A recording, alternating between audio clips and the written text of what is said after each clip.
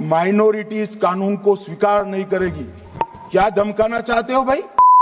वक्फ act पास होते ही पूरी Muslim community काफी ज्यादा गुस्से में आ गई है। तो आइए जानते हैं आखिर वो क्यों इतना गुस्से में है। सबसे पहली बात यह है कि मुस्लिम्स के हिसाब से उनसे प्रॉपर कंसल्टेशन नहीं किया गया है और ये कानून डायरेक्टली उनकी रिलीजियस ऑटोनॉमी के साथ इंटरफेयर करता है और साथ ही साथ उनका fundamental right to religion undermine करता है। इसके साथ ही वक्फ काउंसिल में नॉन मुस्लिम्स की एंट्री अलाउ कर दी गई है, जिससे उनका ये पॉइंट रेज हो रहा है कि कहीं ना कहीं डिस्क्रिमिनेशन किया जा रहा है, क्योंकि आप मोस्ट ऑफ द मंदिर देखोगे, उसका मैनेजमेंट देखोगे तो वहां पे नॉन हिंदू को नहीं अलाउ किया जाता है। इसके अलावा एक पॉइंट ये भी है कि अब वही मुस्लिम अपनी प्रॉपर्टी को वक्फ को डोनेट कर सकता है जो कम से कम 5 सालों से मुस्लिम धर्म को प्रैक्टिस कर रहा है। लेकिन ये चीज अभी तक क्लियर नहीं करी गई है कि ये जो 5 साल का जो प्रैक्टिस है वो डिसाइड कैसे होगी, उसका सर्टिफिकेट कौन देगा। इसके अलावा काफी पॉजिटिव चीजें भी करने की कोशिश करी गई है, जैसे कि वक्फ बाय यूजर के कॉन्सेप्ट को हटा दिया गया है और जहां पहले वक्फ ट्रिब्यूनल का जो ऑर्डर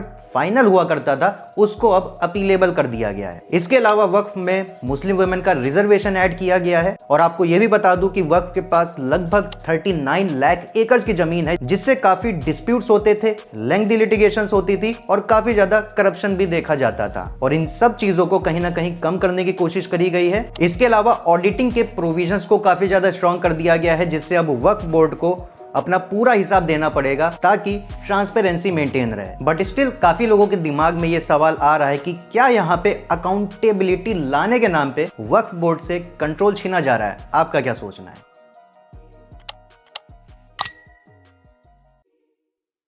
माइनॉरिटी इस कानून को स्वीकार नहीं करेगी। क्या धमकाना चाहते हो भाई?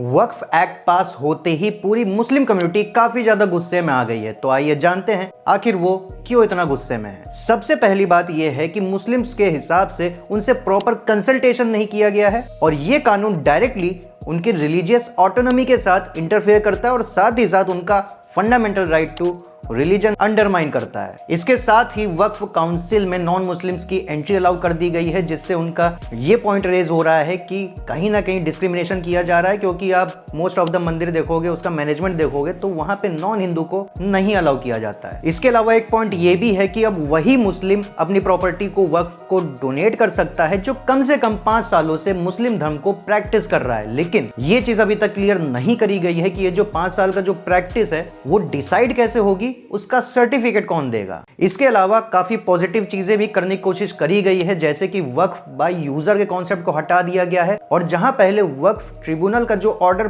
फाइनल हुआ करता था उसको अब अपीलेबल कर दिया गया है। इसके अलावा वक्फ में मुस्लिम